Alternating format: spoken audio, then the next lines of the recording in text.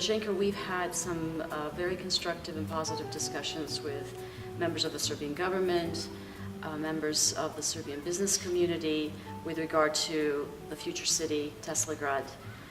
Can you tell me your impressions as far as what you got from the Serbian government in response to these ideas, and what were some of the main points that you were trying to make with regard to Teslagrad to the Serbian government? What was something that you felt they really need to take away from this idea?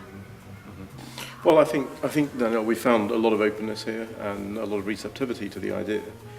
And I think we found a government that's willing to try new things and understands the concept of the future city, that we would have a zone with regulatory autonomy and would enable us to create a pro-competitive regulatory structure in the city. We've met with the highest levels of the Serbian government, and I think we've had a very positive initial reaction to what we've been trying to do. What we told the Serbian government and what we are explaining is that we have a significant number of investors and capital-facing groups that are very interested in seeing this kind of regulatory environment. And if they could see this kind of regulatory environment, then they will invest. And of that I have no doubt. But the trick is ensuring that you've got the kind of environment that investors want to see, and that you can convince them that the government stands behind it and won't interfere with it. If you can do those two things, then I think the investors that we're talking about will come. And I think there's great appetite in Serbia to be the first future city developer with Teslagrad. And so we're very hopeful that in the course of the next couple of months after the election, we'll be able to sign a letter of intent where the Serbian government agrees to negotiate with us a regulatory framework agreement, which would be the agreement that underpins the legal, economic and governance structure of the city itself.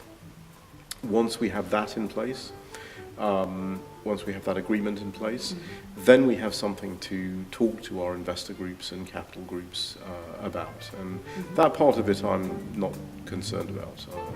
The negotiation is obviously the key thing. We really, in our discussions with the government, we really talked through the process of the privatizations in the UK and the former Central and Eastern Europe and Soviet Union countries, and the privatizations in Latin America, and the lessons that we learned from that. And the principal lesson I think we learned from that process was that while we did a good job of promoting open trade environments and removing border barriers and protecting property rights, we didn't do a very good job with behind the border barriers and building competitive markets. And this notion of competition as the organizing economic principle on which economic development really depends was not well done in the 90s with those privatizations. So we talked to the government about that history. We talked to the government about what makes a place like Hong Kong, a place like Singapore or Dubai, what makes them so successful.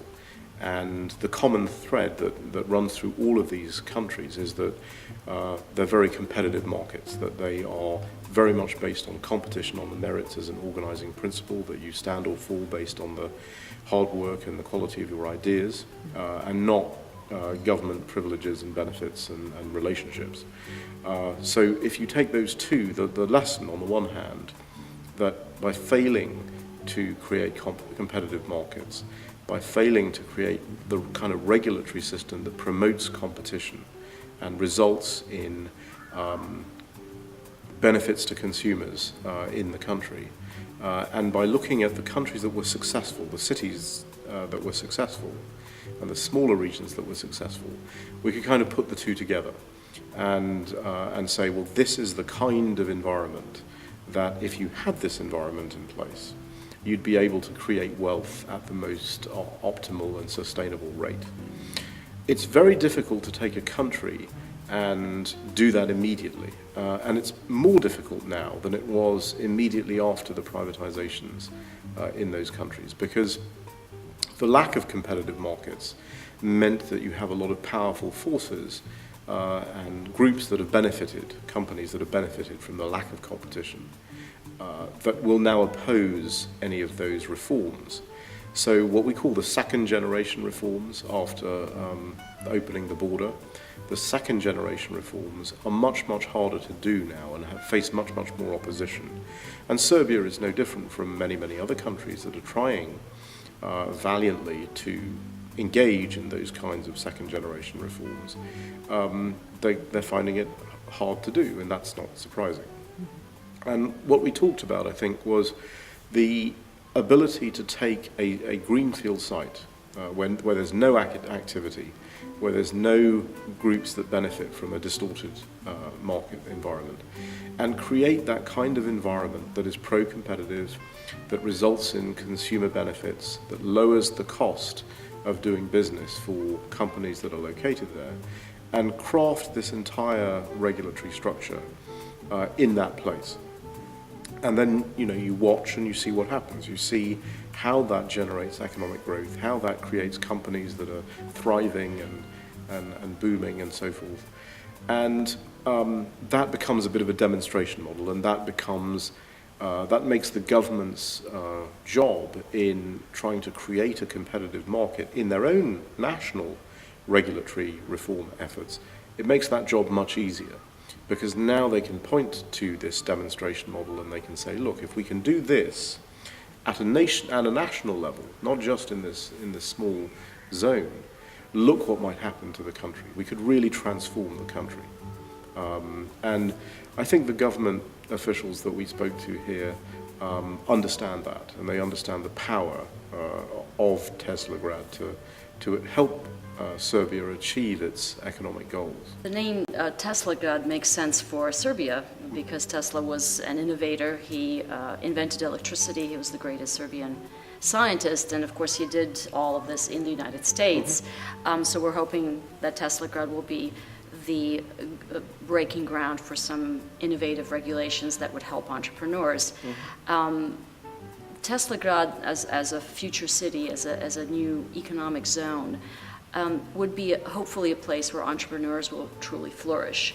How would you describe it in terms of a solution to the current ongoing economic reforms that Serbia is perhaps having trouble implementing? Yes, I think what we're able to do is create an environment where domestic entrepreneurship and domestic companies, local companies in Serbia can also flourish. This isn't a case where we're simply trying to create an entrepot where foreign investors go. We think there are people in Serbia right now, today, who are coming up with all kinds of good ideas, who, because of the lack of access to capital and financing in the country, may not be able to scale those ideas up into the kinds of companies that in a more competitive environment you would be able to do. So we think that innovation and innovative thought is not limited to companies like Google and Microsoft and Silicon Valley. We think there are innovators and inventors everywhere. And we certainly think there are innovators and inventors here. And if we create the kind of environment here in Teslagrad that will promote their ability to get capital, to get financing, to get low-cost telephony service, to do all of these things, we think we'll be able to, they'll be able to scale up their companies and become real viable global competitors. Many of these very, very powerful high-tech companies have grown up in a matter of 10 to 20 years, from nothing, from the garage, to the most powerful companies in the world. We don't think that's limited to the US or to Western Europe. We think that can happen right here if we have the right kind of environment. And Tesla was somebody, I think it's a name that has a lot of meanings to people. It's a name that suggests innovation. It's a name that suggests entrepreneurship. But it's also a name that suggests somebody who was very successful in the US, a Serbian who was very successful in the US, and took advantage of the kind of environment, regulatory, legal, governance environment that the US offered. So we'd like to, in a way what we're saying is we'd like to bring all those Serbian inventors and intellectuals and people who are able to do these great things back from where they have left and come back to Serbia, and why not do it in a place like Teslagrad? So I think that name means a lot in terms of what we're doing, and we're trying to convey through the name the idea that innovation can be everywhere, and we really have a non-zero-sum game, that it isn't limited to particular countries or particular companies or particular people, that anyone can create a dynamic, insurgent, fast-moving company that employs many, many more people than incumbent companies tend to employ, and they can do it if the conditions are right, and the preconditions for entrepreneurship and for innovation are right, and that's what we think we can deliver with Teslagrad.